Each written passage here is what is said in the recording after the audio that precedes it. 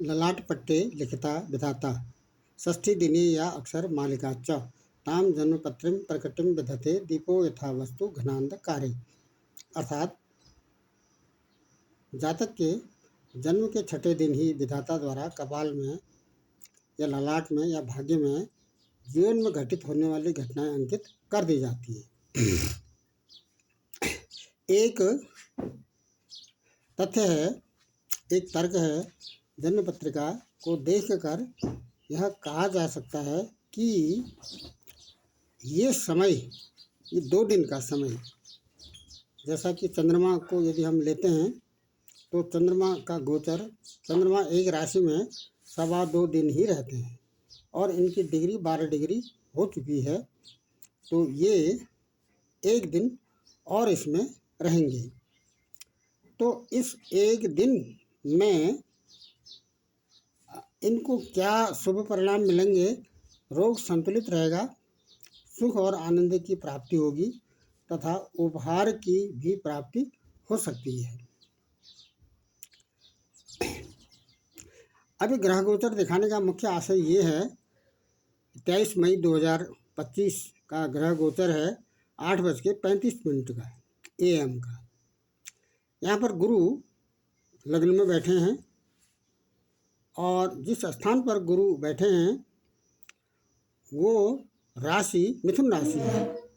मिथुन राशि को यदि हम देखें तो ये मिथुन राशि बुध की राशि बैठती है। बुध और गुरु में शत्रुता है, ये शत्रु की राशि में बैठे हैं।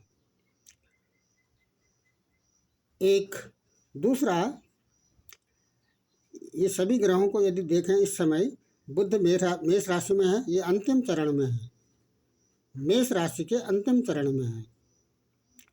तो बुध भी बालारिष्ट में नहीं है। सूर्य वृष राशि में है, वृष राशि में 8 डिग्री चल चुके हैं, जैसा कि इनको प्रतिदिन 1 डिग्री चलना होता है। तो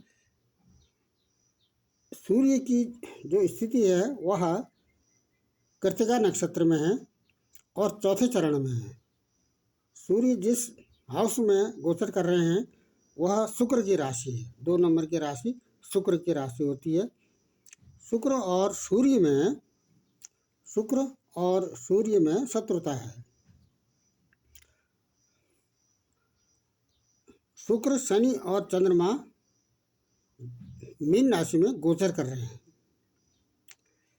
अब यहाँ पर गोचर दिखाने का मुख्य आशय ये है, ये इस तथ्य की सत्यता के औचित्य को स्पष्ट करना है कि इनको इस एक दिन में रोग मुक्ति, सुख और आनंद की प्राप्ति होगी और उपहार की भी प्राप्ति हो सकती है। ऐसा इसलिए कहा जा रहा है क्योंकि प्रश्नगत जन्म पत्रिका है, तुला राशि का लग्न है और चंद्रमा मीन राशि में जन्म के समय गोचर कर रहे हैं। जन्म के समय के चंद्रमा मीन राशि में है और गोचर के चंद्रमा भी मीन राशि में है। तो जब चंद्रमा पहले स्थान पर अपनी ही राशि में गोचर करते हैं तो ऐसी स्थिति में इनको ये परिणाम मिल सकते हैं या मिलेंगे। रोग मुक्त शरीर रहेगा और सुख तथा आनंद की प्राप्ति होगी तथा उपहार की प्राप्ति होगी। एक तर्क। दूसरा, यदि हम किसी भी जन्म पत्रिका को देखते हैं तो उसमें सबसे पहले यह देखा जाता है कि जन्म के चंद्रमा किस राशि में है और जन्म के चंद्रमा किस नक्षत्र में गोचर कर रहे हैं। ये बालारिष्ट देखा जाता है। इसमें बालारिष्ट में यदि हम ये ज्योतिष रत्नाकर की पुस्तक के पेज नंबर 15 में देखें तो कर्क राशि, जब चंद्रमा कर्क राशि में गोचर कर रहे होते हैं और यहाँ पर स्थिति आश्लेषा नक्षत्र का अंतिम चरण पड़ रहा, क्योंकि ये जो कर्क राशि में है, कर्क राशि का प्रारंभ यहाँ से प्रारंभ हो रहा है। एक नक्षत्र पुनर्वसु का है, 4 नक्षत्र पुष्य के हैं और 4 नक्षत्र आश्लेषा के हैं। तो यदि ये अंतिम नक्षत्र 2 संयोग मिलने चाहिए, एक तो राशि चंद्रमा की राशि जन्म के चंद्रमा कर्क राशि में गोचर कर रहे हों और ऐसी स्थिति में आश्लेषा का अंतिम चरण हो, और दूसरी स्थिति बनती है वृश्चिक में। यदि हम यहाँ पर देखें वृश्चिक राशि, तो वृश्चिक राशि में गोचर कर रहे हों और ज्येष्ठा नक्षत्र का अंतिम चरण हो। तीसरी स्थिति बनती है मीन राशि की। मीन राशि में चंद्रमा जन्म के चंद्रमा गोचर कर रहे हों और रेवती का अंतिम नक्षत्र हो, अंतिम चरण हो, रेवती नक्षत्र का अंतिम चरण हो। क्यों? क्योंकि रेवती के पूरे 4 चरण इसी में आ जाते हैं, मीन राशि में आ जाते हैं। अंतिम जो 4 चरण हैं, तो अंतिम चरण रेवती नक्षत्र का होना चाहिए और राशि तो मीन होनी चाहिए। इतना ही नहीं, बल्कि जैसा कि आश्लेषा नक्षत्र के बाद मघा नक्षत्र आता है, मघा नक्षत्र भी पूरे 4 चरणों में सिंह राशि में बनता है, तो इसका पहला चरण इसमें आना चाहिए। तो आश्लेषा मघा 1, ज्येष्ठा और मूल 2, रेवती और अश्विनी 3। इस प्रकार के संयोग यदि जन्म पत्रिका में बैठते हैं तो यह गंडमूल में आ जाता है। तो सबसे पहले इस समय की यदि हम इस पत्रिका को देखें, क्या चंद्रमा गंडमूल में है? चंद्रमा मीन राशि में तो गोचर कर रहे हैं, लेकिन जो चंद्रमा का नक्षत्र है वो उत्तरा भाद्रपद नक्षत्र है, वो भी तीसरा चरण है, तो ये गंडमूल में नहीं आएगा, बालारिष्ट में नहीं आएगा। आयु इसकी पूर्ण आयु कही जा सकती है। दूसरा, ये जो पताकी अरिष्ट है, क्या ये जन्म पत्रिका पताकी अरिष्ट में आती है? मिथुन राशि का लग्न है, मिथुन राशि का लग्न है, तो इसके लिए नंबर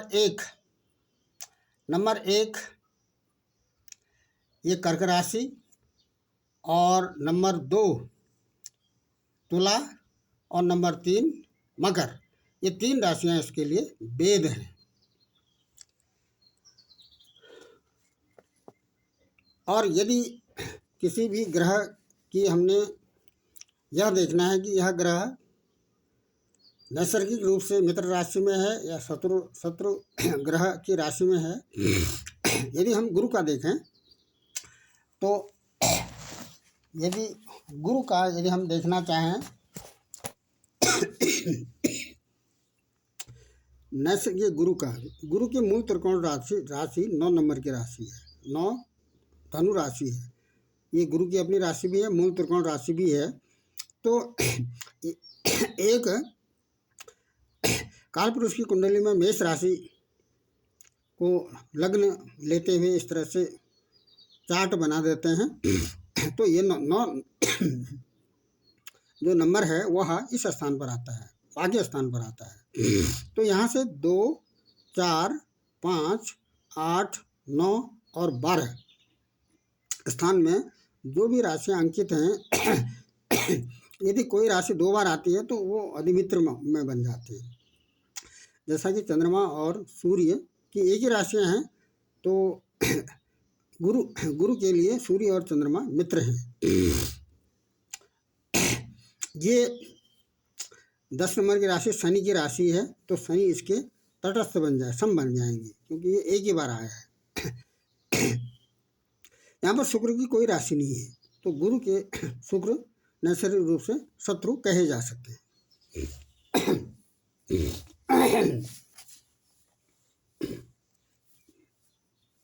यदि हम तात्कालिक देखें, तात्कालिक में गुरु के साथ कोई ग्रह नहीं बैठा है, तो गुरु के तात्कालिक रूप से मंगल, केतु 2, 3, 4 3 घर आगे और 3 घर पीछे जो भी ग्रह बैठे होते हैं वे तात्कालिक रूप से मित्र कहे जाएंगे। तो मंगल, केतु, सूर्य, बुध और ये तीनों इसमें तात्कालिक मित्र में आ जाएंगे। और शेष ग्रहों में बैठे हुए, जैसे शेष में राहु हैं, तो राहु इसके शत्रु आ जाएंगे।